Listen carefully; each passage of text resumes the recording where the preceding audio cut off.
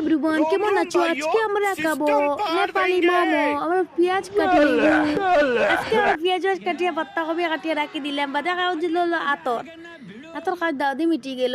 বাদে দিলাম তাওয়ার মাঝে টমেটো কাঁচামরিচ রসুন দিয়ে আটা মারাত লাগি গেলাম স্টাইলের লাগান। বাদে কুটি কুটি গুল্লা বানাইয়া বাদে বানাই দিলাম মোমো। ওই গেল আমরা মোমো আস্তে আস্তে পাত্তাকপি ভেজ নন ভেজ। আর তারপরেও একটা একটা হইলো স্ট্যান্ডার্ড, একটা হইলো সুন্দর। বাদে বানাই দিলাম গ্রিন চাটনি বানাই দিলাম। বাদে মোমো ডাল দিলাম ডিশের মাঝে একটা একটা একটা একটা করে বই দিলাম। হ্যাঁ রে আমার মোমো বাদে রাখে দিলাম চুলার মাঝে নিয়ে ডিশটা বই দিলাম 15 মিনিটের লাগি। ওই তো 15 মিনিট রাখিয়া হরিয়ে যে গিয়ে অশান্তি লাগে যাব খাইবার লাগি।